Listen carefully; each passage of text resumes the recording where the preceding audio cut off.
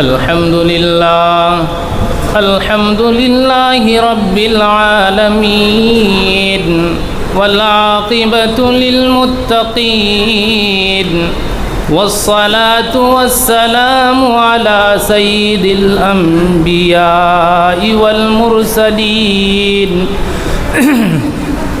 وعلى آلہ وأصحابہ وأزواجہ وذریاتہ وأہل بیتہ اجمعین اما بعد فاعوذ باللہ من الشیطان الرجیم بسم اللہ الرحمن الرحیم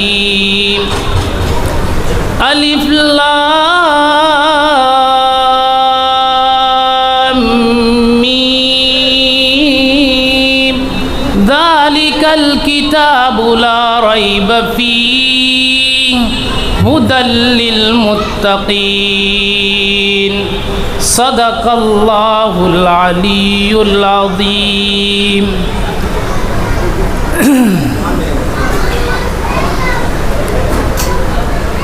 یہاں پہ تشریف فرما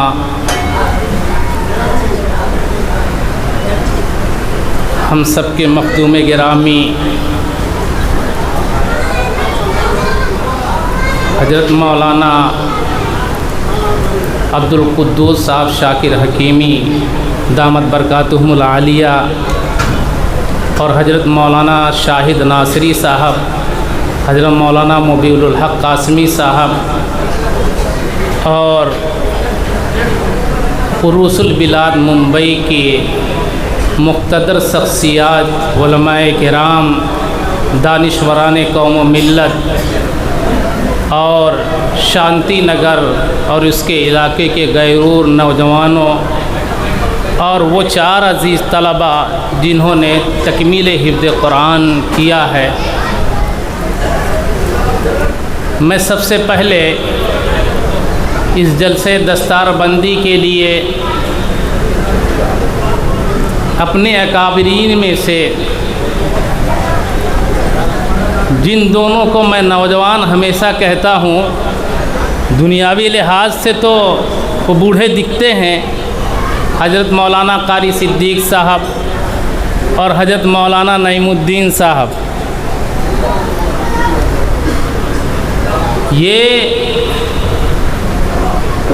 اس مجلس کو سجانے میں، منعقد کرانے میں بڑی قربانیاں دی ہیں. میں سب سے پہلے آپ حضرات سے درخواست کرتا ہوں کہ ایک موبائل یہاں لگا ہوا ہے، یہ کوئی مشاعرے کی جگہ نہیں ہے. آپ اگر موبائل دیکھنا چاہتے تو تقریر نہیں سنیں گے، میں کوئی مقرر نہیں، میں یہ کہہ رہا ہوں کہ میری بات آپ سنیں، لیکن آپ انتشار ضرور پیدا کریں گے. کوئی سننا چاہے گا تو آپ سننے نہیں دیں گے، کیا فائدہ ہوگا اس سے آپ کو؟ اللہ کے گھر میں بیٹھے ہوئے ہیں، پڑوسی ملک کے جمعیت کے صدر ہیں حضرت مولانا فضل الرحمان صاحب دامت برکاتہم. ان سے کسی نے پوچھ لیا کہ حضرت آپ کے بڑے بڑے اسٹیج ہوتے ہیں اور تصویریں کھینچی جاتی ہے، آپ اس پر کچھ نہیں بولتے.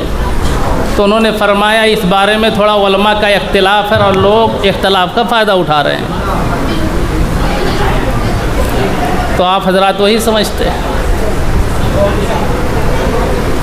یہ مبارک محفل ہے جو حفظ قرآن کی محفل، تکمیل قرآن کی محفل، اور اس سے بہتر اور کیا محفل ہو سکتی ہے؟ آپ کو لینا ہوگا، اس سے لے سکتے ہیں بعد میں جو ریکارڈ کر رہے ہیں. ہونا تو یہ بھی نہیں چاہیے، لیکن مدارس والے یا اس طرح جو کام ہوتا ہے ان کو دکھانا بھی پڑتا ہے کہ ہم نے کیا کیا، آپ نے دیا ہے تو ہم کو دکھانا بھی پڑتا ہے، ورنہ کہیں گے کہ انہوں نے رکھ لیا.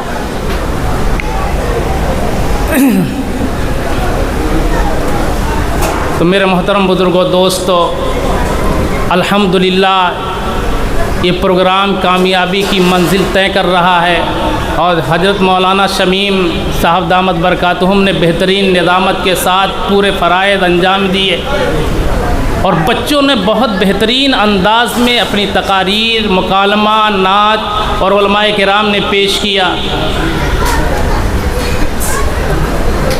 دیکھیے قرآن کریم یہ اللہ تعالیٰ کی آفاقی اور آخری کتاب ہے، اللہ تعالیٰ کا آخری میسج ہے۔ اللہ تعالیٰ نے اس قرآن کریم کو حضرت جبریل علیہ السلام کے ذریعہ آخری نبی حضرت محمد الرسول اللہ صلی اللہ علیہ وسلم پہ نازل فرمایا۔ یہ پورا کا پورا قرآن کریم تقریباً 22 سال 5 مہینے 14 دن کے اندر نازل ہوا۔ کس لیے؟ تاکہ جو بھٹکی ہوئی انسانیت ہے، جو زندگی ظلم و بربریت میں گزار رہی ہے، اپنے رب سے کٹی ہوئی ہے، اس کا رشتہ ٹوٹا ہوا ہے، تاکہ اپنے رب کو پہچاننے والی بن جائے، سیدھے راستے پہ چلنے والی بن جائے۔ اس لیے یہ قرآن نازل کیا گیا۔ آپ حضرات بارہا سنتے رہتے ہیں کہ قرآن کریم کو اللہ تعالیٰ نے جو پوری کائنات کا رب اس نے نازل کیا، اور جس واسطے سے بھیجا وہ سید الملائکہ حضرت جبریل علیہ السلام ہیں، ان کے ذریعہ بھیجا، اور اتارا کس پہ؟ سید الانبیاء والمرسلین حضرت محمد الرسول اللہ صلی اللہ علیہ وسلم کی ذات گرامی پر، اور انتخاب فرمایا تمام مہینوں کے سردار رمضان المبارک کا، انتخاب فرمایا تمام راتوں کی سردار شب قدر کا، انتخاب فرمایا تمام سرزمین پر سب سے اعلیٰ کوالٹی کی جو سرزمین ہے، مکۃ المکرمہ اور مدینۃ المنورہ کا۔ آپ یہ جانتے ہیں کہ اس سے پہلے بہت ساری آسمانی کتابیں اتاری گئی، تورات، زبور، انجیل، بہت سارے صحف۔ تورات اتاری گئی، اس کے بعد کہا گیا حضرت موسیٰ علیہ السلام سے کہ آپ کے اوپر تورات نازل کی جا رہی ہے، یہ کتاب ہے آپ کے لیے۔ زبور کہ آپ عبادت خانے میں جائیے، داؤد علیہ السلام سے آپ کو کتاب مل جائے گی۔ انجیل آپ عبادت خانے میں جائیے، عیسیٰ علیہ السلام کو آپ کو یہ کتاب مل جائے گی۔ لیکن جب قرآن کریم کی باری آئی تو اللہ تعالیٰ نے، اگر محمد الرسول اللہ صلی اللہ علیہ وسلم مکے میں ہیں تو قرآن مکے میں نازل ہو رہا ہے، آپ مدینے میں ہیں تو قرآن مدینے میں نازل ہو رہا ہے، آپ بدر میں ہیں تو قرآن بدر میں نازل ہو رہا ہے، آپ احد میں ہیں تو قرآن احد میں نازل ہو رہا ہے، آپ خندق میں ہیں تو قرآن غزوہ خندق کے موقع پہ نازل ہو رہا ہے، آپ عرفات میں ہیں تو قرآن عرفات میں نازل ہو رہا ہے۔ گردے کہ آپ ام المومنین حضرت عائشہ رضی اللہ تعالی عنہا کے بستر پر ہیں تو قرآن وہاں بھی نازل ہو رہا ہے۔ جہاں آپ ہیں قرآن وہاں نازل کیا جا رہا ہے۔ تو کتنی عظیم الشان کتاب ہے، آخری کتاب ہے، ہدایت کی کتاب ہے، رحمت کی کتاب ہے، اندھیروں کو ختم کرنے والی کتاب ہے، صداقت کی کتاب ہے۔ تو ہم ایسی مجلسوں کو کمتر نہ سمجھیں اور حاملین قرآن کو کمتر نہ سمجھیں۔ ایسی کتاب ہم کو عطا کی گئی جو تمام کتب میں سب سے اہم کتاب ہے، جس کے اندر ایک بھی نقطے کی کمی بیشی نہیں ہے۔ آپ بہت ساری کتاب ہم سب پڑھتے ہیں تو پڑھنے کے بعد یہ پتہ چلتا ہے کہ اس کے اندر کوئی کمی ہے کہ نہیں ہے، لیکن قرآن کریم نے پہلے ہی اعلان کر دیا، الف لام میم ذالک الکتاب لا ریب فیہ۔ الف لام میم، اس کا ترجمہ اللہ اس کے رسول جانتے ہیں۔ اس کے کیا معنی ہیں؟ کچھ اہل دل نے محسوس کیا، کچھ اس کی باتیں بتائی کہ الف سے اللہ مراد ہے، لام سے جبریل ہیں، میم سے محمد الرسول اللہ صلی اللہ علیہ وسلم ہے، جیسے مورخ اسلام مولانا ضیاء الرحمن فاروقی رحمۃ اللہ علیہ۔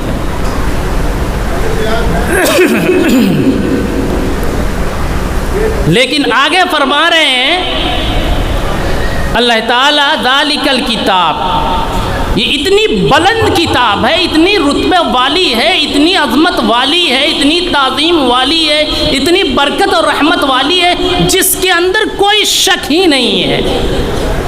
آپ پوری کتاب ابھی نہیں پڑھے، سب آیتوں کو آپ نے نہیں پڑھا، آپ پہلی آیت میں جا رہے ہیں اور آپ کو بتایا جا رہا ہے کہ اس میں کوئی کمی بیشی نہیں ہے اور نہ امکان ہے۔ کیوں کہ اللہ تعالیٰ نے اس کتاب کی حفاظت کا ذمہ اپنے پاس رکھا ہے۔ اِنَّا نَحْنُ نَزَّلْنَا الذِّكْرَ وَإِنَّا لَهُ لَحَافِظُونَ۔ اللہ تعالیٰ فرماتا ہے ہم نے اس قرآن کو، اس نصیحت والی کتاب کو ہم نے نازل کیا اور ہم ہی اس کی حفاظت کرنے والے ہیں۔ جو اس کے سے ٹکرائے گا وہ ریزہ ریزہ ہو جائے گا، جو اس پر پابندی لگائے گا وقتی طور پہ اگر وہ تحس نہیں ہوا تو کچھ دنوں کے بعد، کچھ سالوں کے بعد وہ بھی برباد ہو جائے گا۔ ایک نقطے میں بھی فرق کرنا چاہے گا وہ بھی تباہ و برباد ہو جائے۔ آپ نے دیکھا دنیا میں، اپنے ملکوں میں، اپنے ملک میں دیکھا لوگ جنہوں نے قرآن میں تحریف کرنی چاہے ان کا انجام کیا ہوا، نہ ادھر کے رہے، نہ خدا ہی مینا، نہ وصال سلم، نہ ادھر کے رہے نہ ادھر کے رہے، کہیں کے نہیں رہ گئے۔ جس نے قرآن سے بغاوت کی، اس نے اللہ سے بغاوت کی، اس نے جبریل سے بغاوت کی، اس نے محمد الرسول اللہ صلی اللہ علیہ وسلم سے بغاوت کی، اور ان سے بغاوت کرنے والا نہ دنیا میں صحیح رہ سکتا، نہ آخرت کی لامحدود زندگی میں صحیح رہتا، بربادی اس کا مقدر بن جائے گی۔ تو میرے محترم بزرگوں، دوستو، ہم اس قرآن کو، اس کی عظمت کو سمجھیں، حاملین قرآن کو سمجھیں۔ یہ سیدھا راستہ جس کے اندر کوئی کجی نہیں، سیدھا راستہ اسے دکھاتی ہے۔ ہاں، شہر رمضان الذی انزل فیہ القرآن ھدی للناس، یہ قرآن بابرکت کتاب رمضان کے مہینے میں نازل کی گئی اور پوری انسانیت کی ہدایت کے لیے نازل کی گئی۔ یہ نہیں کہ صرف مسلمانوں ہی کے لیے سیدھا راستہ ہے، اس میں صرف مسلمانوں کے لیے نہیں ہے، جتنے بھی انسان ہیں جو بھی اس کو پڑھے گا، اپنی زندگی میں اتارے گا، سمجھے گا، اس پر ایمان لائے گا، اس کو سیدھا راستہ مل جائے گا۔ ہم نے اس کو اپنی کتاب، صرف اپنی کتاب سمجھ لیا نہیں۔ میں بارہا ایک واقعہ سناتا ہوں جو میرے ساتھ ہوا۔ میں ایک گرودوارے میں گیا، 6-7 سال ہو گئے، پہنچا تو گرودوارے میں ناشتے کے بعد وہ اپنے کمرے میں لے کے گئے، جس کو پردھان کہا جاتا ہے، جو ذمہ دار ہوتا ہے اس کو پردھان کہتے ہیں۔ انہوں نے کہا میں آپ کو یہ کتاب دکھانا چاہتا۔ میں نے کہا بالکل دکھائیے، کیا کتاب ہے؟ وہ جسدان میں رکھی ہوئی کتاب لے کر کے میرے پاس آئے اور انہوں نے جب کھولا تو قرآن کریم تھی۔ انہوں نے کہا مولانا صاحب یہ جو سورہ فاتحہ جو پہلی لکھی ہوئی ہے اس کو آپ پڑھ کے اس کا ترجمہ تھوڑا سا کر دیجئے۔ میں نے کہا کیا پڑھیے؟ میں نے پڑھا بسم اللہ الرحمن الرحیم الحمد للہ رب العالمین۔ میں نے الحمدللہ رب العالمین پڑھا تو کہا اس کا آپ ترجمہ کیجئے۔ میں نے کہا تمام تعریف اس رب کے لیے ہے، اس پروردگار کے لیے ہے جو سارے جہان کا رب ہے۔ تو انہوں نے کہا کہ رب العالمین ہے نا، رب المسلمین تو نہیں ہے۔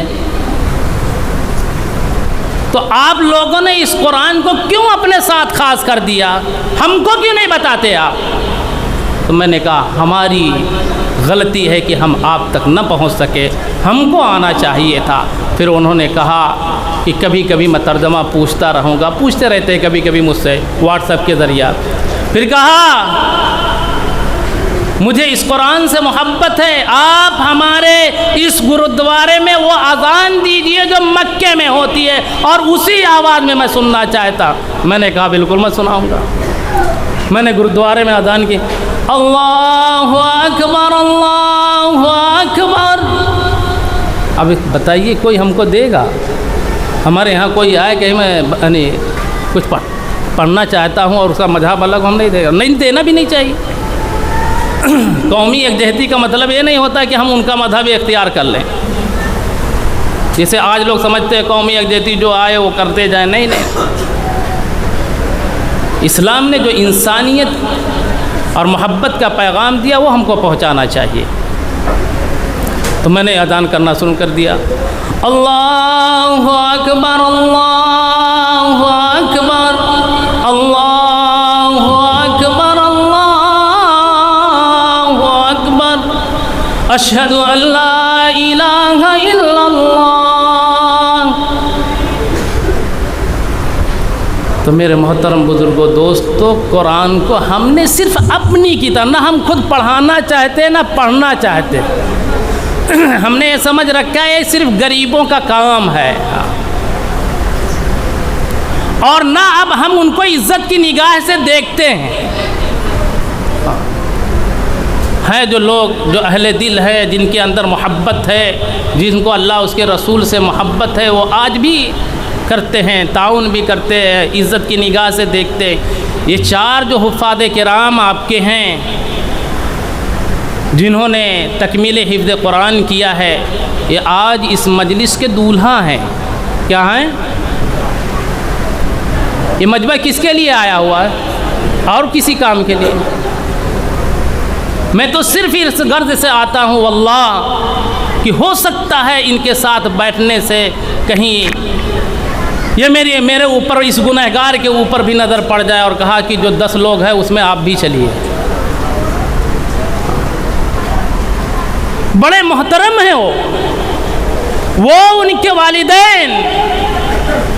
اللہ کے رسول صلی اللہ علیہ وسلم نے ایک اعجاز دیا، ایسا اعجاز کہ وہ اعجاز کوئی دنیا کی طاقت نہیں دے سکتی، کوئی بادشاہ نہیں دے سکتا، کوئی سلطنت کا مالک نہیں دے سکتا، اور بارہا ہم اس کو سنتے رہتے ہیں۔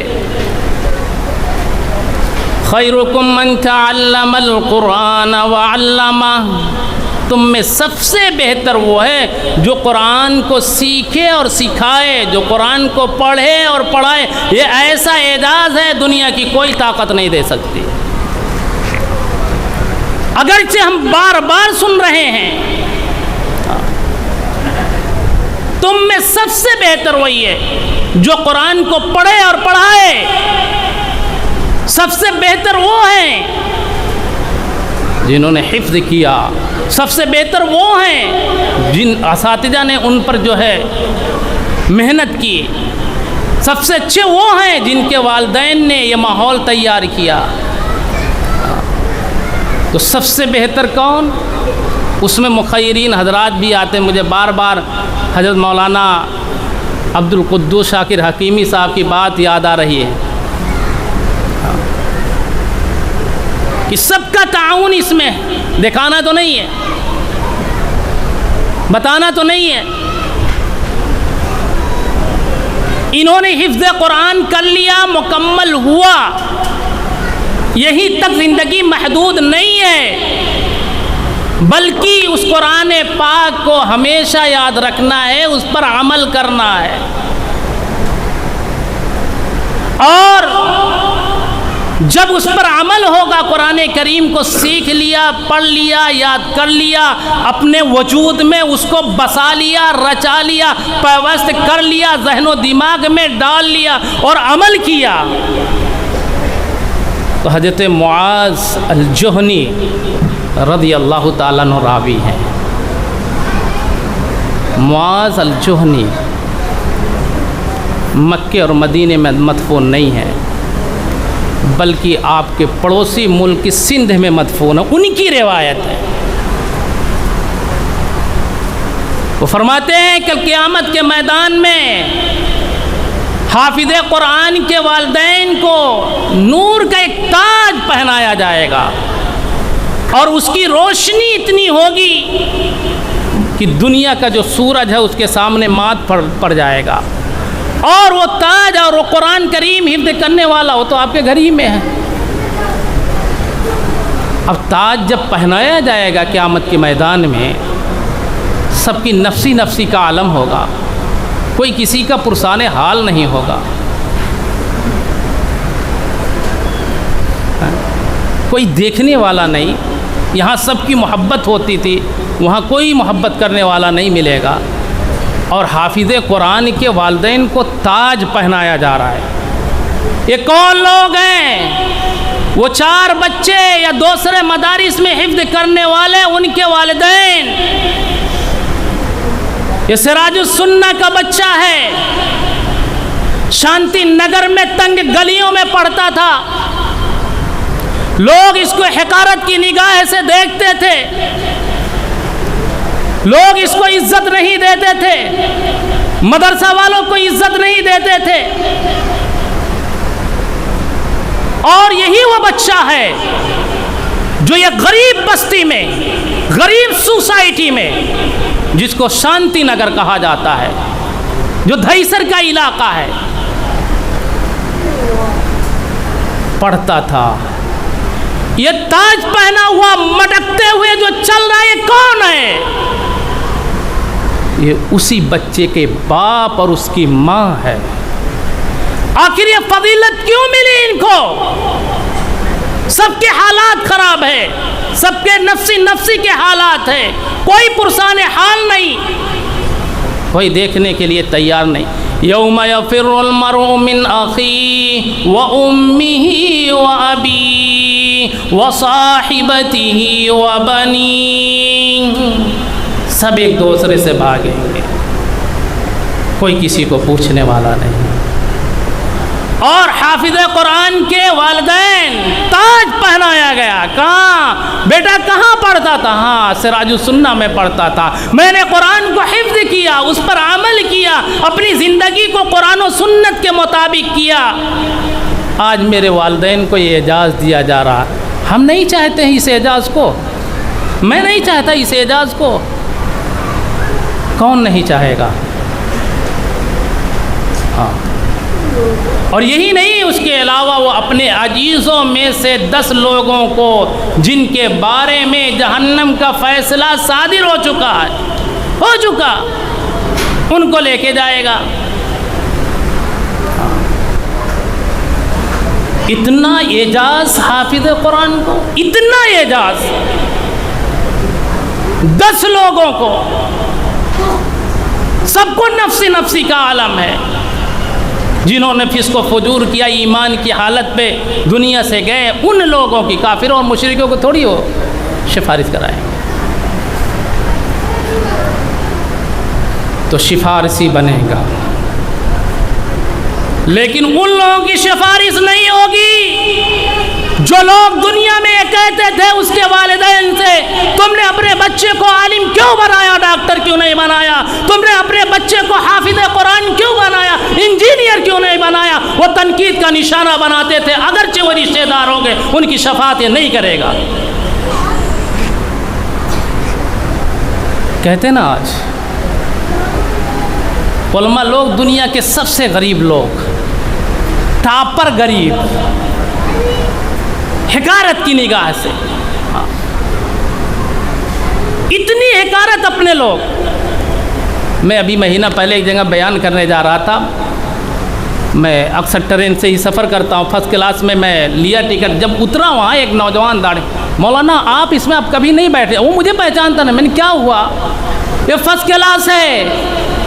کیا ہے یہ فرسٹ کلاس؟ میں ہوا کیا؟ میں نے کہا میں نے ٹکٹ لے رکھا ہے فرسٹ کلاس کا۔ یہ حالات امت کے ہیں، یعنی علماء فرسٹ کلاس میں بھی سفر نہیں کر سکتے۔ کیوں؟ ہر وقت کاسے گدائی لے کر کے گھومیں۔ یاد رکھو، میں یہ نہیں کہتا کہ آپ اپنے بچے کو لائر اور انجینئر نہ بنائیے، بالکل بنائیے، لیکن قرآن کریم کی تعلیم سب سے پہلے دیجیے، سب سے پہلے وحدانیت کی تعلیم دیجیے، رسالت کی تعلیم دیجیے، اللہ اس کے رسول کی محبت کی تعلیم دیجیے، ایسا اس کو بنا دیجیے کہ کہیں بھی رہے اپنے ایمان کا سودا نہ کرے، مرتد نہ ہو۔ بچی کسی بھی کالج اسکول میں چلی جائے، اپنے ایمان کا سودا نہ کرے۔ یہ جو دنیاوی علوم ہے کمانے کے لیے ہے۔ باپ کا انتقال ہو گیا، تمام کے تمام بچے ہیں، کسی کے پاس چار، ایک لائر ہے، ایک انجینئر ہے، اور کوئی ڈاکٹر ہے، کوئی اور دوسری پروفیشنل لائن سے جو ہے اس نے تعلیم حاصل کی ہے۔ باپ کا انتقال ہو گیا، اب وہ بچے اگر قبر پہ جا کر کے بیٹھے، اگر اس کا باپ قبر میں پریشان حال ہے تو کیا قبر کا عذاب ہٹ جائے گا؟ بتاؤ، ہٹ جائے گا؟ نہیں ہٹے گا۔ اس کی ڈگریاں وہاں مار دی جائے گی، وہ اپنی تمام ڈگریوں کو لے کر کے اپنے والدین کی قبر پہ جائے اور کہے اللہ تو بخش دے، اللہ معاف نہیں کرنے والا ہے۔ ایک حافظ قرآن، ایک ناظرہ پڑھنے والا اگر جا کر کے اپنے والدین کے قبر پہ صرف بسم اللہ پڑھ دے گا، اللہ تعالیٰ اس کے لیے جنت کی کھڑکیوں کو اس کے قبر میں کھول دے گا۔ ہم نے ان کو کچھ نہیں سمجھا، ہم نے نہیں سمجھا ان کو، مدرسہ والوں کو کچھ نہیں سمجھا۔ میرے محترم بزرگوں، دوستو، ہم ان کی عزت کریں، اکرام کریں۔ یہ قرآن کریم جو ہدایت کی کتاب ہے، اپنے بچوں کو پڑھائیں۔ یہ قرآن پڑھنے والے، مکتب میں آنے والے، ناظرہ میں آنے والے، ان کے لیے فرشتے اپنے پروں کو بچھا دیتے ہیں۔ آج دنیاوی کوئی عہدے والا آئے، پیسے والا آئے، اس کے لیے قالین بچھا دی جاتی ایک دن کے لیے، قالین بچھائی گئی ایک دن کے لیے۔ بچہ گھر پہ اللہ تعالیٰ حکم فرماتا جا وہاں پہ، ابھی وہ گھر سے نکلا نہیں ہے، اللہ کہاں جاؤں؟ کہا مکتب میں پڑھنے والے اس بچے کے گھر پہ جاؤ۔ اللہ میں کہاں کھڑا رہوں؟ اس کے دروازے پہ کھڑے رہو۔ کیوں؟ وہ جب باہر نکلے گا اس کے گھر سے ہی اپنے پروں کو بچھا دینا، وہ جب تک سراج السنہ میں نہ پہنچ جائے تب تک تیرے پر پہ ہی چلتا رہے گا۔ یہ تو روزانہ ہوتا ہے، لیکن قالین دنیاوی لوگوں کے لیے ایک دن بچھائی جاتی ہے، وہ جب تک پڑھتا ہے اس کے لیے بچھائی ہی جاتی رہتی ہے۔ تو میرے محترم بزرگوں، دوستو، ہم ان علماء کی قدر کریں۔ آج باطل طاقتیں پوری لگ کر کے، پوری دنیا کا باطل، عوام کا علماء سے رشتہ کٹ جائے، عوام سے علماء یا عوام علماء سے کٹ جائے۔ کیوں؟ جتنے نئے نئے لوگ ہیں جنہوں نے فیس بک کو اپنے لیے عالم سمجھا، گوگل کو اپنے لیے عالم سمجھا، ٹویٹر کو اپنے لیے عالم سمجھا، یوٹیوب کو اپنے لیے عالم سمجھا، اور واٹس ایپ کو اپنے لیے، نہیں اب مولانا سے کیا ضرورت ہے، ہم تو اس سے سیکھ لیں گے۔ سیکھ رہے ہیں اس سے تو خود بھی برباد ہو رہے ہیں اور اپنے آپ کو بھی برباد کر رہے ہیں۔ دیکھیے جس نے قرآن کریم کو اپنی زندگی میں اتارا اللہ تعالیٰ اس کو بلندی کا مرتبہ عطا فرمائے۔ حضرت عمر ابن خطاب رضی اللہ تعالیٰ عنہ راوی ہیں، وہ فرماتے ہیں ان اللہ یرفع بہذا الکتاب اقواما ویضع بہ آخرین،